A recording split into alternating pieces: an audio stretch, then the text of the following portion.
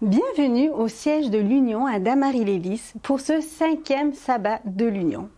Cette année est placée sous le signe de l'espérance vécue et surtout partagée.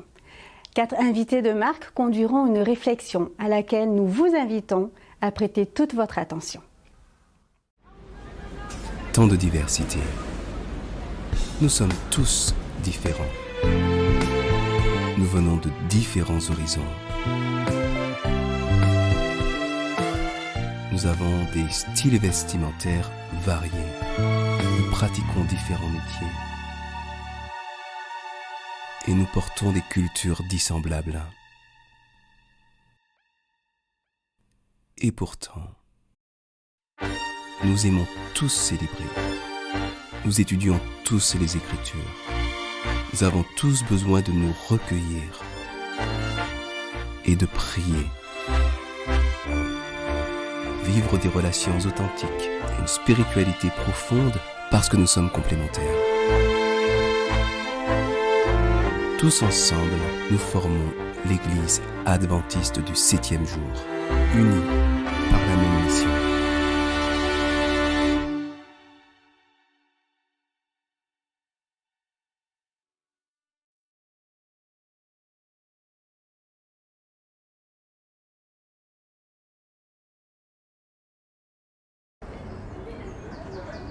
Alors, en tant que chrétienne protestante coréenne, j'étais à l'église coréenne, église protestante. Mais un jour, vers fin 2011, j'ai trouvé une émission à l'internet, une émission de l'étude de la Bible, Daniel et l'Apocalypse. J'ai découvert plein de doctrines qui n'étaient pas pareil que j'avais appris, et donc ça m'a un peu bouleversée, ça m'a fait un grand choc.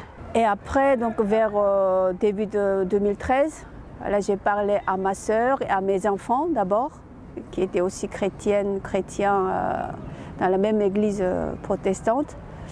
Et surtout, voilà, j'ai annoncé que voilà, une des 3 grandes choses que j'ai découvert, que nous étions dans les erreurs. Et quand j'ai parlé à mes enfants et à ma sœur surtout, voilà, ils étaient d'accord avec ce que je leur dis, en étudiant, en vérifiant avec la Bible.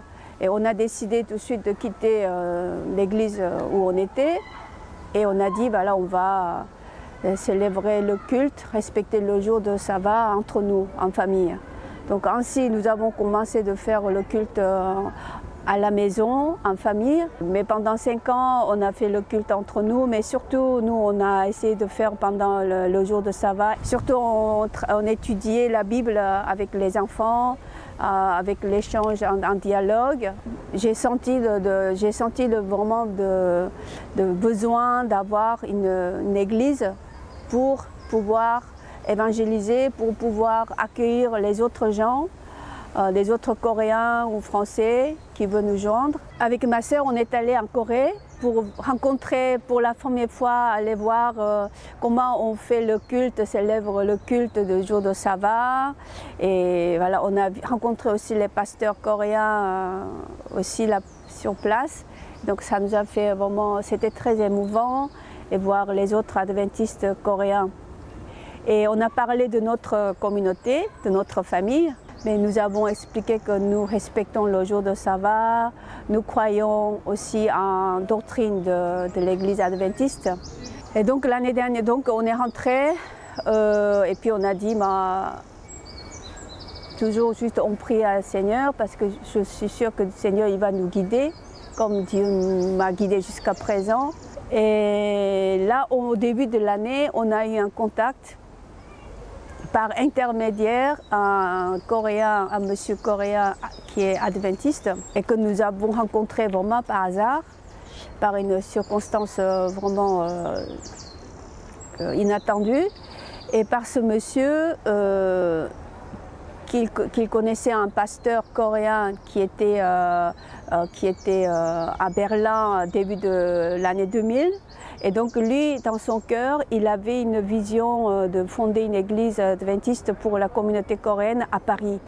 Et quand j'ai contacté ce pasteur, lui, voilà, il voulait nous rencontrer. Et ensuite, tout de suite, voilà, 2 semaines après, le pasteur, il est venu.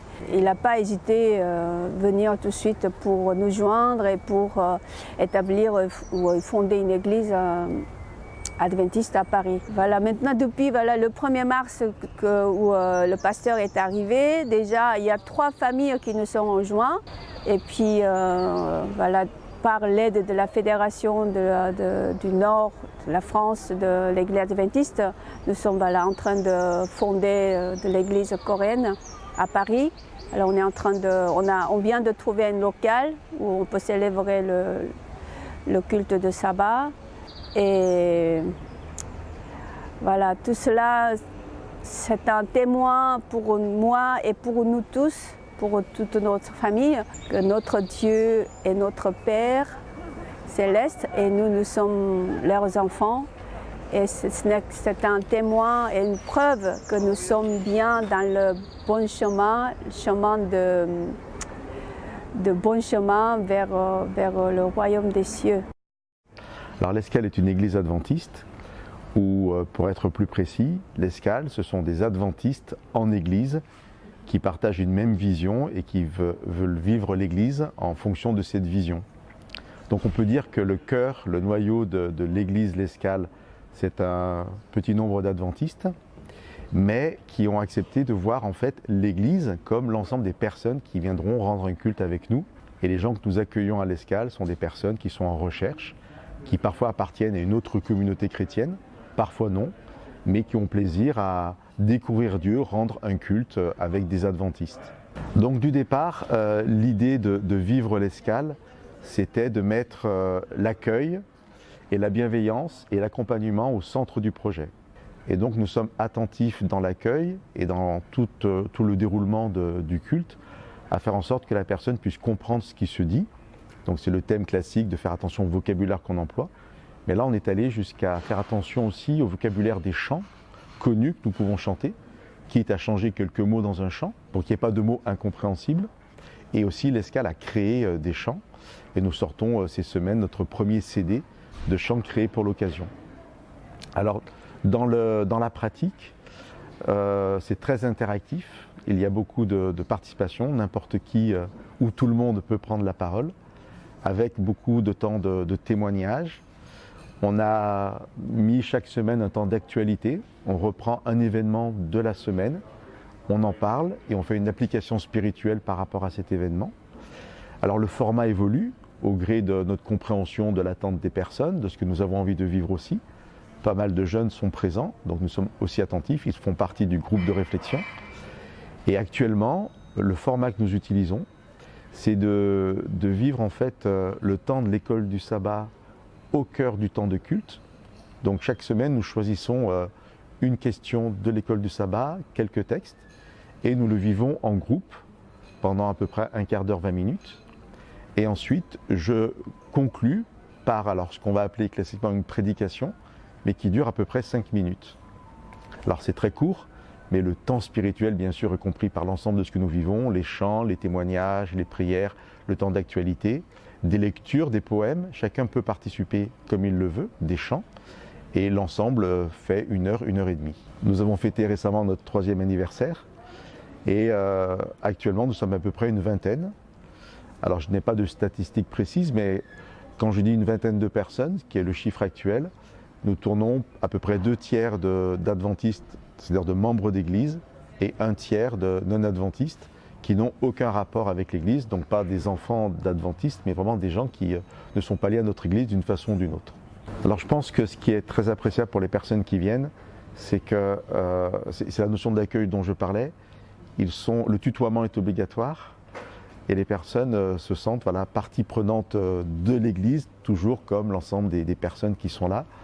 Alors ce que je n'ai pas précisé, c'est que du départ, nous avons mis en place un buffet qui accueille les personnes, donc des boissons chaudes, des boissons fraîches, de qualité. On essaie de faire pas de soda, mais voilà, des choses de qualité. Et souvent, c'est plutôt à la fin du culte qu'on se retrouve autour de ces boissons, quelques biscuits sucrés ou salés. Et donc, ça permet de prolonger en fait la rencontre dans un temps plus informel, mais qui est souvent aussi plus propice à des échanges. Alors nous fêtons nos 3 ans, nous avons eu effectivement 4 baptêmes, un seul et ensuite 3 baptêmes. Voilà, donc oui, ça fonctionne. Hein. Le projet de l'Escale, il résulte d'une évidence que sur Marseille, il manquait peut-être un lieu plus simple, plus actuel, plus moderne dans sa façon de recevoir les gens, de vivre le culte. Et ça semblait donc évident que si nous pouvions créer ce type de lieu, des gens viendraient. Ce que je n'ai pas encore dit, ce que j'ai oublié, c'est que l'Escale se réunissait l'après-midi. C'était sur la demande de ceux qui ont pensé l'Escale. Et ça donne tout de suite un caractère beaucoup plus convivial. On a fait le choix qui est très engageant de se réunir toutes les semaines pour que les gens qui ne sont pas adventistes, qui n'ont pas l'habitude de venir, ne se posent pas la question de savoir si ça existe ou pas, si c'est ouvert ou fermé. Donc voilà, c'est vraiment l'idée de vivre un culte ensemble. Et si je devais le résumer, c'est un peu simpliste, mais c'est de dire que nous sommes persuadés que si nous vivons un culte avec notre foi, avec nos caractéristiques, et si nous prêchons l'évangile tel que nous le comprenons, si des gens viennent, ils entendront cet évangile prêché, et nous croyons que l'Esprit de Dieu est en capacité de toucher leur cœur et de les amener à un chemin de conversion. Et nous voulons être là, après les avoir accueillis, dans la bienveillance, pour pouvoir les accompagner à leur rythme, avec ce qu'ils sont, et peut-être justement avec un passé qui n'est pas forcément chrétien comme nous l'entendons, donc de s'adapter aussi à leur parcours et à leur rythme. L'initiative du groupe de maison a commencé au mois de mai 2016 et c'est parti parce qu'on habite trop loin de Bruxelles, à environ plus ou moins 52 km, et nous nous rendions compte que c'était difficile de faire notre mission finalement comme il faut, parce qu'on faisait les campagnes d'évangélisation et c'était pratiquement impossible d'inviter les gens, nos voisins, de venir à Bruxelles vu que c'est très loin. Et nous nous sommes décidés finalement de créer quelque chose, un groupe, où on peut inviter les voisins, les gens qui nous entourent, de venir partager la parole de Dieu. Ma femme et moi qui ont réfléchi concernant ça, on a eu le sentiment un petit peu que nos enfants ont quitté l'Église. C'était très dur de les inviter à une Église traditionnelle. Je pense que c'est 5 ans que j'ai entendu une histoire d'un pasteur à Australie qui a prié pour ça parce qu'il a eu les mêmes problèmes. Les enfants se distancent de l'Église un petit peu. Il a prié, il a commencé avec une église à sa maison, à la maison des parents. Et nous avons invité nos 2 fils, mes beaux-parents, des amis.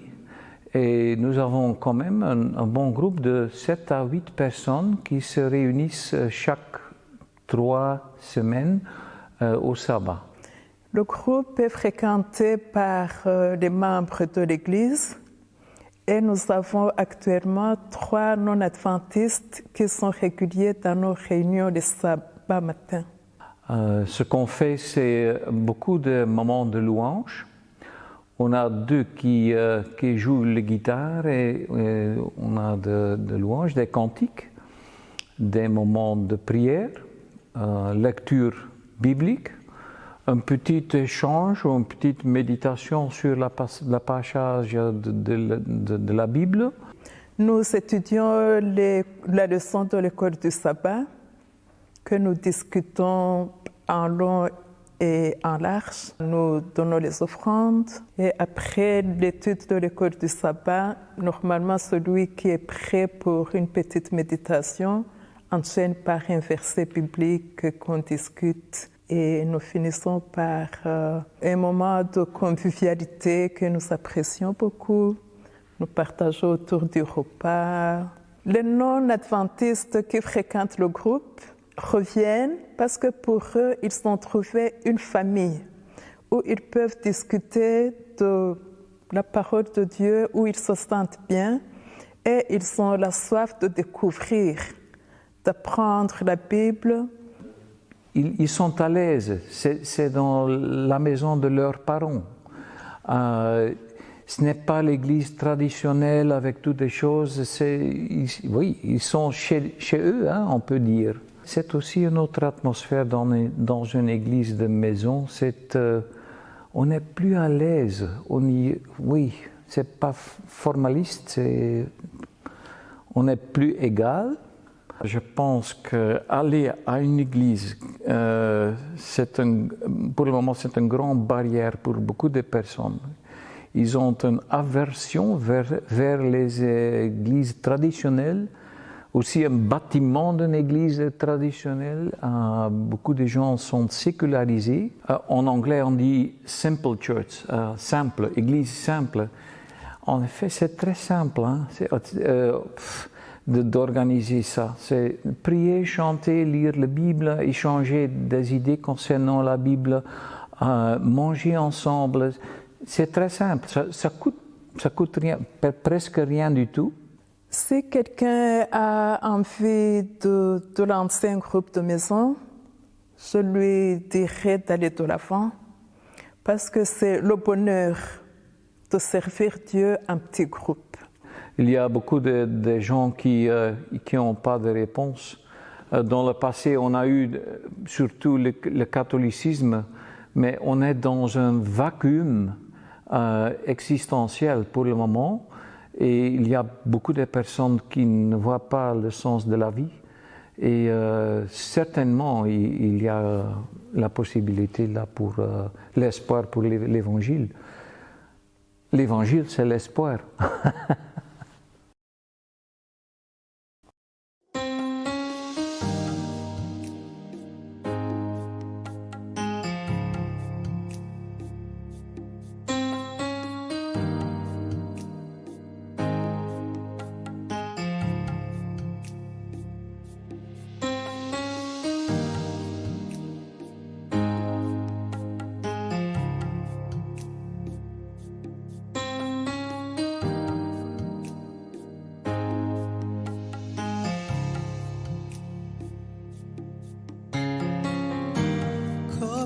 Seigneur, expliquer ton grand amour. Je bois de ton eau et voici tout est nouveau. Puis-je exister sans celui qui m'a sauvé? Non, je ne peux, car ma vie l'a changé. Je m'abandonne à toi. Je m'abandonne à toi. Je m'abandonne à toi. Je m'abandonne.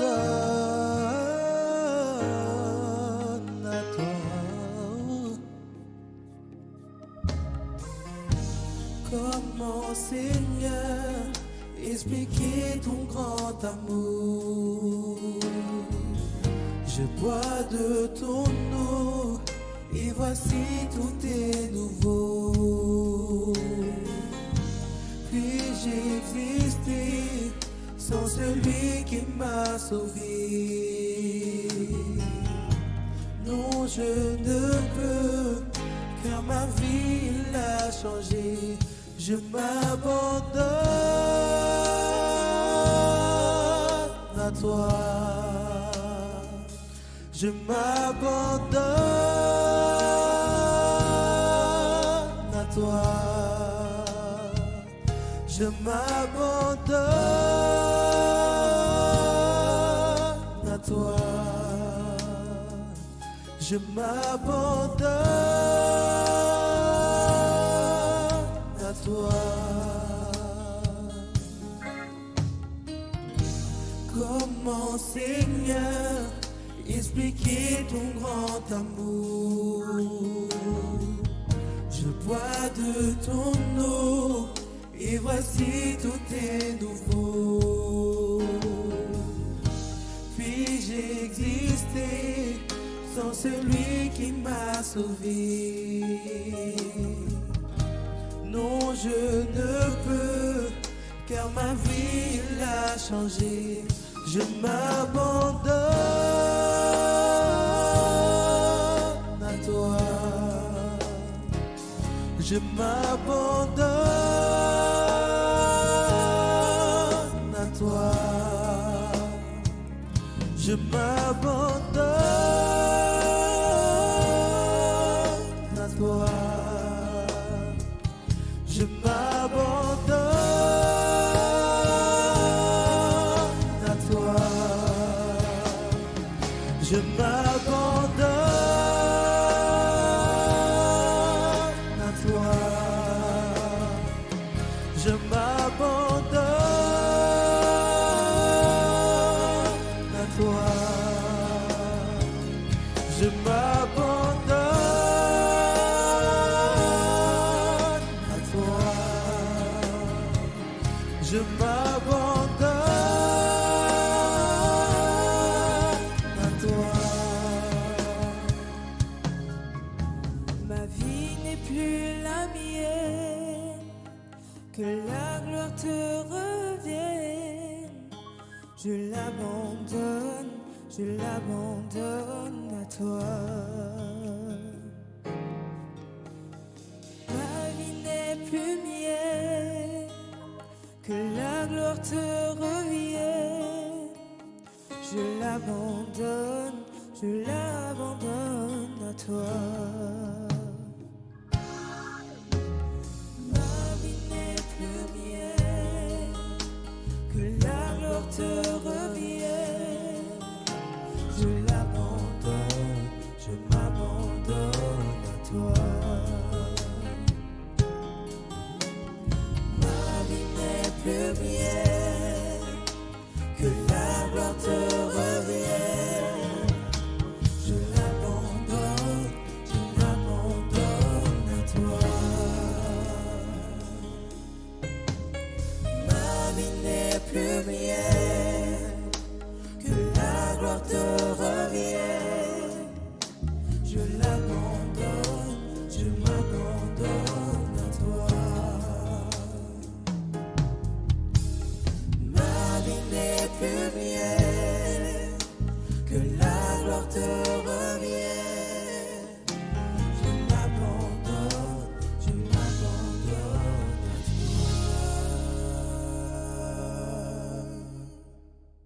Bonjour chères sœurs, chers frères. C'est un vrai privilège de vous accueillir ce matin ici, dans les locaux de l'Union des fédérations adventistes de France, de Belgique et du Luxembourg. Mais la technologie nous permet à notre tour d'être reçus chez vous, dans la grande majorité de nos églises. Je suis accompagné des 3 présidents de nos fédérations.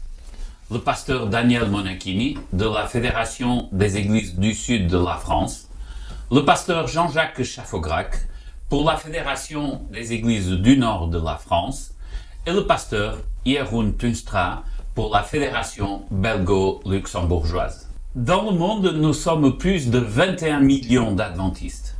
Je suis toujours bouche bée face aux chiffres qui louent la croissance de l'Église.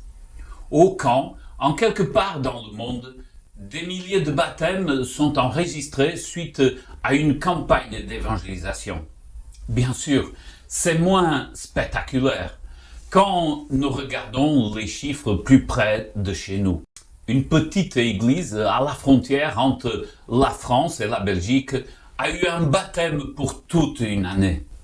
C'est pour cela que les chiffres sont souvent trompeurs, parce qu'ils ne tiennent pas compte du contexte ni de l'effort réalisé. Habakkuk a affirmé « Observez bien ce qui se passe parmi les autres peuples. Soyez étonnés et très surpris. Oui, quelque chose d'extraordinaire va arriver pendant votre vie. Si on vous raconte cela, vous ne le croirez pas. » Notez bien, quelque chose d'extraordinaire va arriver pas tard, mais pendant votre vie. Le grand mandat de Jésus qu'il a donné à ses disciples était simple, clair, puissant. Faites des disciples. Fais quelque chose, implique-toi dans la mission en faveur d'autrui. Rien de plus extraordinaire que d'être un des agents qui invitent des personnes à Christ. Quand Jésus a fait cette déclaration, il initiait un organisme qui continuerait à se reproduire et à l'intention très claire, que chaque disciple fasse un autre disciple. C'est le principe de la multiplication. Avec les chiffres, nous pouvons facilement conclure que nous grandissons, certes pas à la vitesse que nous aimerions, mais la croissance, elle est là. Nous faisons ce que nous considérons être le meilleur possible, mais pas vraiment ce que le Maître nous a appris. Ellen White a attesté que l'Église est le moyen que Dieu a choisi pour faire connaître le salut aux hommes. Établie pour servir, elle a pour mission de proclamer l'Évangile. Dès le commencement, Dieu a formé le dessein de révéler par elle sa puissance et sa plénitude. Les hommes qui la composent, ceux qu'il a appelés des ténèbres à sa merveilleuse lumière, doivent refléter sa gloire. Dans le livre des Actes, chapitre 1er, verset 5, il nous est dit « Mais vous allez recevoir une force, celle de l'Esprit Saint, qui descendra sur vous.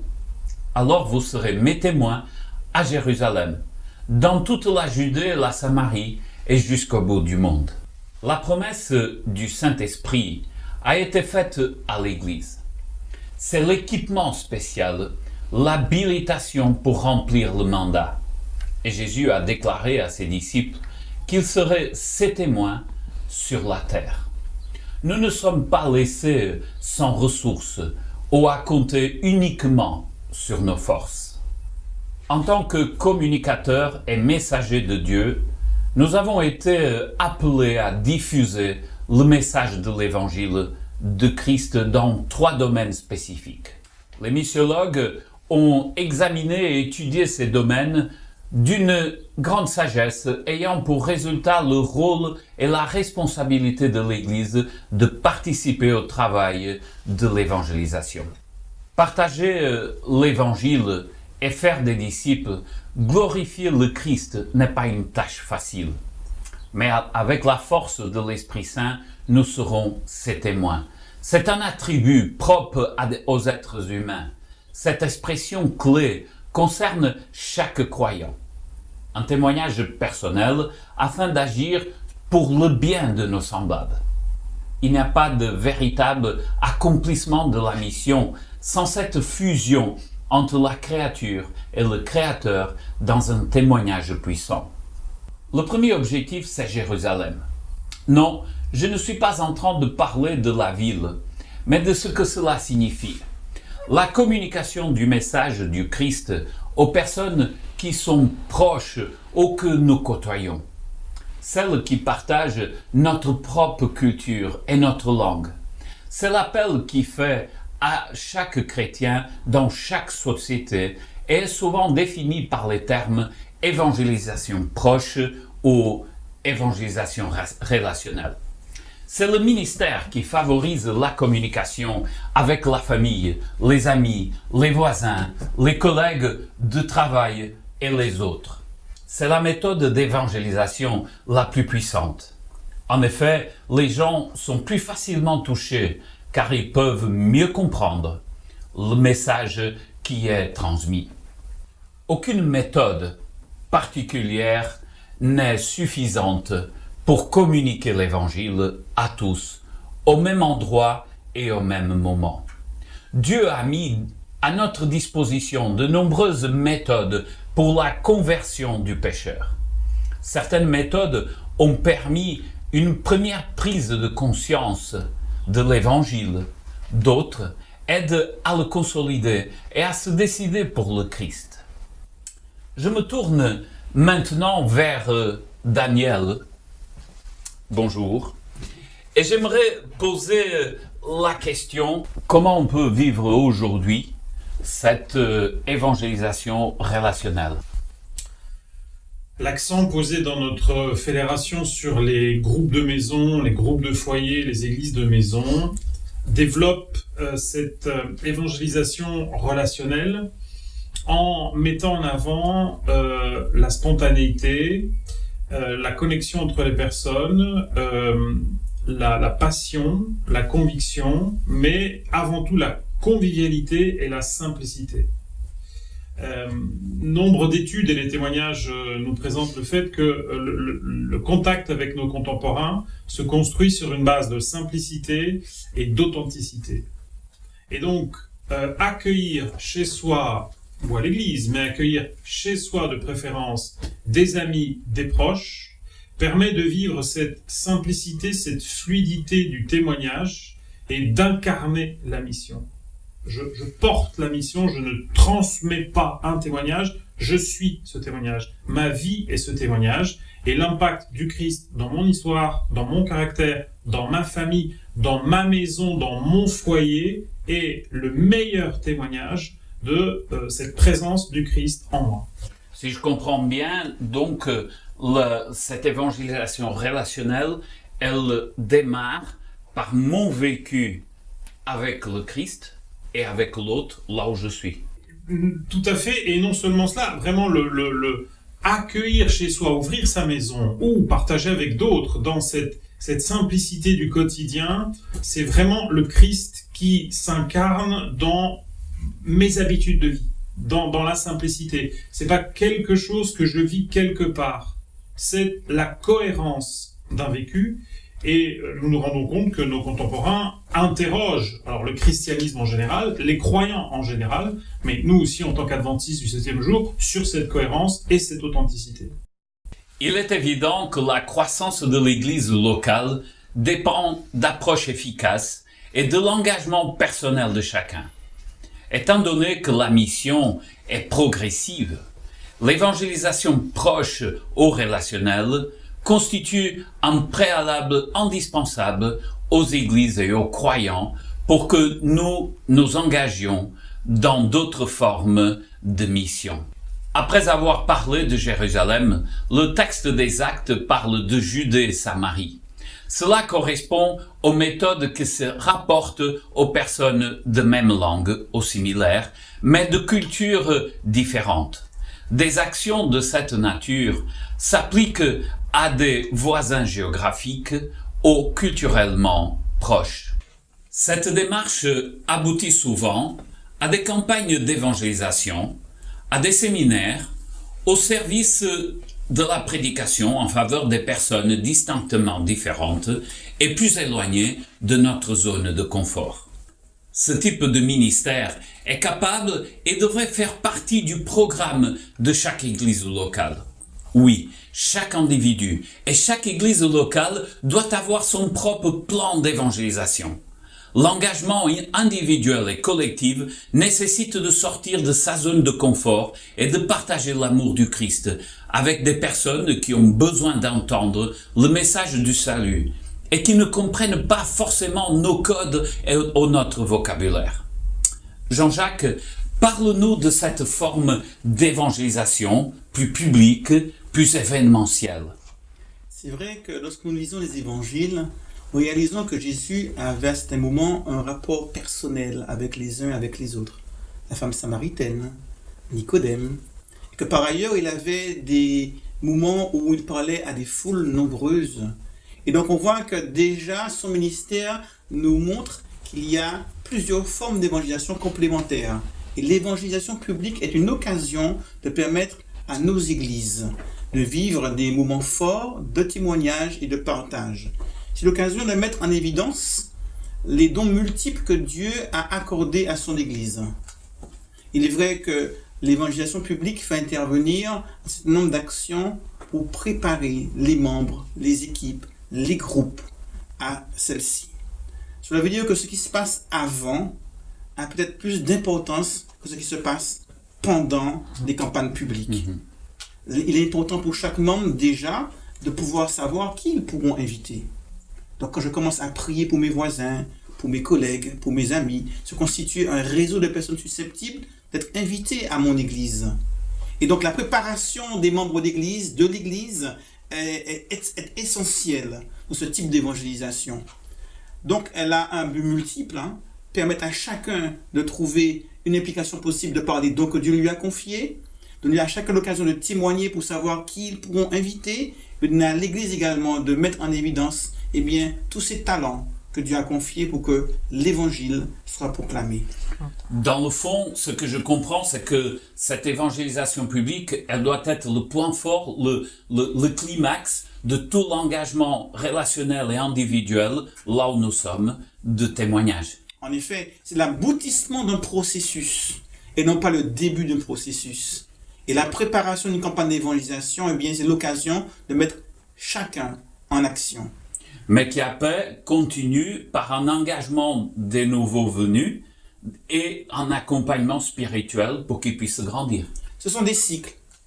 Après avoir préparé des membres d'église, créé un réseau relationnel, enseigné la parole, il y a ces moments de rassemblement collectif où on va pouvoir prêcher la parole, et ensuite il va falloir former, il va falloir donc faire des disciples, il va falloir que ces nouvelles personnes puissent à leur tour être des témoins. Jusqu'au cycle suivant, où année après année, l'Église prend l'habitude de s'impliquer, de s'engager dans le partage de la foi. Je pense que ça, c'est une expression qui nous parle. Faire des disciples qui se multiplient et qui font d'autres disciples. C'est sans doute encourageant de participer à de telles actions, car nous avons besoin de nous sentir partie intégrante d'un corps, d'un mouvement qui accomplit la mission. Le dernier terme que le texte des Actes utilise, c'est « et jusqu'au bout du monde ». Le bout du monde n'a pas besoin d'être géographiquement loin de nous. C'est la mission auprès des personnes de cultures complètement différentes. Ce type de ministère s'étend à des personnes avec qui nous n'avons pas forcément d'affinité en raison de cultures distinctement différentes. Des personnes qui ne comprennent pas forcément le sens des mots ou des concepts bibliques auxquels nous faisons référence et auxquels nous sommes attachés. Cela présente des défis importants, mais apporte également de grandes récompenses. Un travail efficace, c'est un service qui répond aux besoins de l'autre et qui est en mesure d'innover dans les approches vis-à-vis de l'autre. Jeroen, aujourd'hui, nous parlons beaucoup de centres d'influence, d'évangélisation innovative. Qu'est-ce que tu as à nous dire à ce sujet? Dank je, Ruben.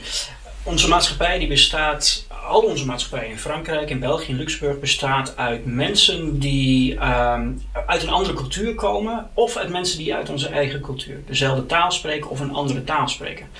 Maar wat ze allemaal gemeen hebben is dat ze onze taal in de kerk niet meer begrijpen. De talen Kanaans wordt het wel genoemd. Die begrijpen ze niet meer en die moet je op een hele creatieve manier weten te benaderen. Voor de mensen die uit een hele andere cultuur komen en een andere taal spreken, daar moet je echt centers opzetten waar je ze helpt. Helpt om te integreren in de maatschappij, helpt om een plek te vinden in die diversiteit in de maatschappij. Voor de mensen die wel onze taal spreken en ook onze cultuur delen, maar die echt de taal van de kerk niet meer begrijpen, daar moet je ook op een creatieve manier mee omgaan. En daar moet je kijken voor ook een center of hope. Maar dat is veel meer in de trant van dat je een soort restaurant of een bar aanbiedt. En waar je op een manier spreekt over het evangelie en over het geloof, wat niet op een kerk lijkt. Een heleboel van de mensen in onze maatschappij op dit moment hebben een aversie, hebben een afkeer van het instituut kerk. Voor hun is het instituut kerk heeft afgedaan. En om die mensen weer te kunnen bereiken moet je een hele creatieve manier vinden om niet op een kerk te lijken, maar toch onze waarden als een kerk te kunnen delen. En ik denk dat daarom er nu heel veel wordt gesproken over deze centra van hoop, een centrum van invloed die je kunt hebben. Omdat het biedt ons een mogelijkheid om buiten de muren van de kerk toch te praten over geloof en over God en over wat het kan betekenen in je leven. Maar op een manier die veel meer aansluit bij de mensen. Zonder dat ze het gevoel hebben dat ze lid worden van een kerk. En ik denk ook om terug te komen wat Daniel zei. Wat heel belangrijk is dat de kerk ook niet meer lijkt op een kerk. De Simple Church, huisgroepen zijn heel belangrijk geworden. Omdat het lijkt niet op een kerk. En toch kun je praten over geloof. En misschien is dat wel het goede model om naar terug te komen. Merci Jeroen. Je pense que nous quatre ici, nous représentons cette variété de méthodes d'évangélisation. Par nos origines, par ce qui nous distingue, mais en même temps par ce témoignage qui est puissant du Seigneur qui nous unit et qui nous donne le privilège de travailler à la mission. Le mot qui sous-entend toute activité missionnaire est « va ». Être chrétien, c'est agir, servir et aimer les hommes et les femmes au nom du Christ. La participation de chaque croyant est indispensable pour atteindre enfin les cœurs de nos contemporains.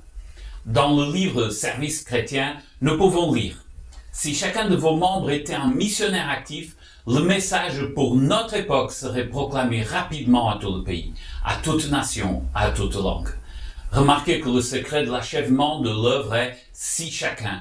En d'autres termes, chaque membre doit être missionnaire actif au nom du Christ. Implication totale. Chaque membre d'Église doit faire quelque chose pour Jésus. Cela inclut des hommes, des femmes, des jeunes, des enfants, des moins jeunes, tous engagés, impliqués dans la proclamation du message d'espérance, quelle que soit la forme qu'elle prendra. Ensemble, porteurs d'espérance, jusqu'à que le Christ vienne. Eh bien, après un tel message, nous ne voulons repartir sans avoir une action concrète à mener. Nous mettons donc à votre disposition 4 cartes postales. Chacune d'entre elles étant porteuse d'un message d'espoir. Choisissez une personne de votre entourage, quelqu'un pour qui vous souhaitez prier. Envoyez-lui anonymement les 3 premières cartes, l'une après l'autre, en laissant passer une semaine entre chacun des envois. Pendant ces 3 semaines, priez tous les jours pour cette personne. La dernière semaine, écrivez-lui un mot d'amitié et d'encouragement sur la dernière carte et signez-la. Nous y avons aussi ajouté l'adresse de site web qui pourront lui faire le plus grand bien. C'est un petit effort que de faire cela, mais ce geste peut, en lien avec d'autres actions, donner des résultats jusque dans l'éternité.